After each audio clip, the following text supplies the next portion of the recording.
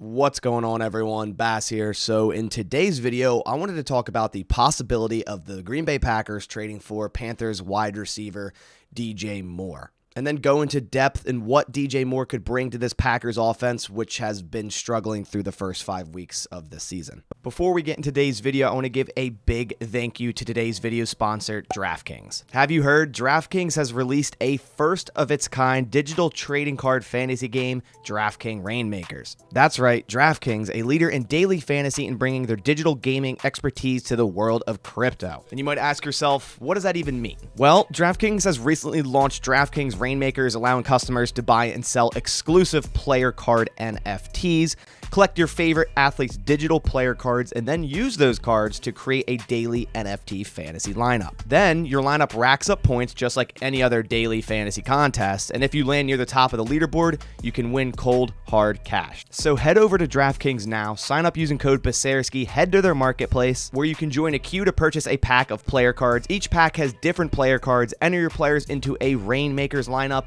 and watch the action unfold as your team scores points. Again, that's at DraftKings.com. Sign up using code Basaraski. All right, now back to the video. So yesterday, the Panthers decided to fire their head coach, Matt Rhule, after a 1-4 start and seemingly went into a rebuild state for their team. Jay Glazer just put out a tweet yesterday stating, teams will now be calling the Panthers, trying to trade for some of their players, as they hope Carolina will look to stockpile picks as they rebuild. So this isn't an official statement saying the Panthers would even trade DJ Moore, but it is basically saying that they are likely going to go into a rebuild phase and likely want to stockpile draft picks for their veteran players, considering they only have 4 draft picks in 2023. And even just over 1 week ago, DJ Moore hinted at his frustrations in this Panthers offense when Matt Rhule pretty much said that the receivers aren't getting open and helping Baker Mayfield, which DJ Moore basically, humbly said that's not the truth. Now, DJ Moore did just sign a 3-year, $61.8 million contract over the summer,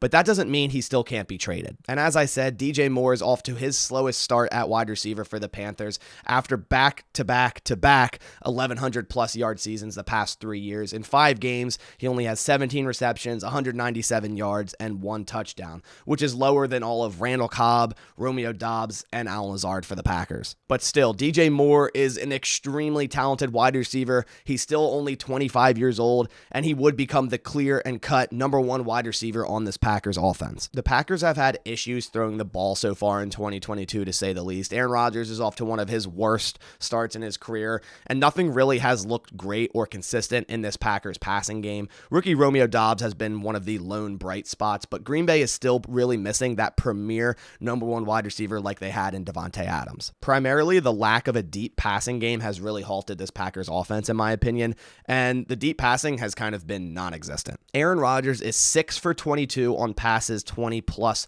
yards, something DJ Moore has excelled in the past 3 years. In 2019, he caught 6 passes for 20-plus yards for 218 yards and 1 touchdown, including a 92.8 PFF grade. In 2020, he caught 12 passes for 463 yards and 1 touchdown on 20-plus yard passes and a 97.8 PFF grade. And last year in 2021, he caught another 6 passes for 192 yards and a 92.4 PFF grade for passes 20-plus yards. DJ Moore has been a great receiver all around, but he has been an elite receiver on passes 20-plus yards his entire career, and that's something the Packers are missing badly. Moore also takes 77.5% of his snaps out wide throughout his entire career, so he could really just slot right into that X receiver spot for the Green Bay Packers. This could also allow the Packers to use Allen Lazard more in a big slot role with Romeo Doubs at the Z wide receiver, and also, sprinkle in some Randall Cobb when they need to. Randall Cobb's off to a really good start, but this would give the Packers way more versatility and a true number 1, because as of right now, they really don't have that. And I'm not saying Romeo Doubs couldn't be a true number 1. I think this guy has a ton of talent, but adding someone like DJ Moore, I think could be a really big boost to this Packers offense that's, having a lot of growing pains right now. And the Green Bay Packers really are in a win now mode. Who knows if Aaron Rodgers will even play past this year. So I think you kind of go into this year, do what you can to do to get to the Super Bowl and win a Super Bowl, and worry about the rest later. And what I mean by worry about the rest later is the compensation and DJ Moore's contract, which is now what we'll get into. So Moore's cap hit for the Carolina Panthers this year is only $6.1 million. million, but that number jumps up to $25 million in 2023, then back down to $20 million for 2024 and 2025. But since this is a trade, the Panthers would likely absorb $19.5 million of Moore's signing bonus, hence making his 2022 cap hit basically just game checks, so $670K. Then in 2023, it would jump up to $20.165 million. 2024 drop back down to $16.050 million, and the same thing in 2025, $16.050 million.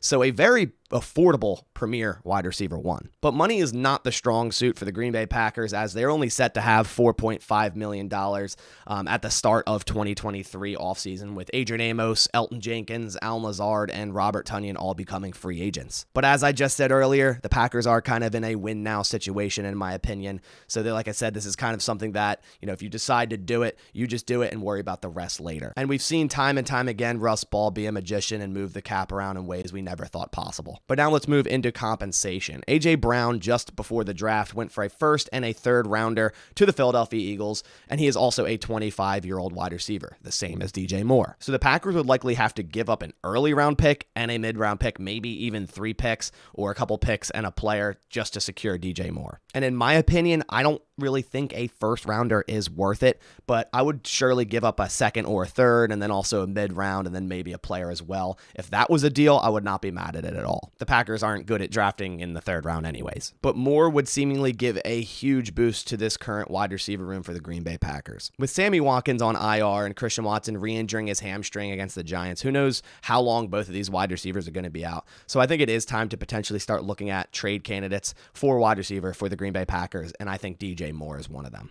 But that about does it for this video. If you are new here and want more Packers news, analysis, and updates daily, go down, click that subscribe button, as well as turn on post notifications. But I'll catch you on the next one. Thanks for watching, and as always, go Pack Go.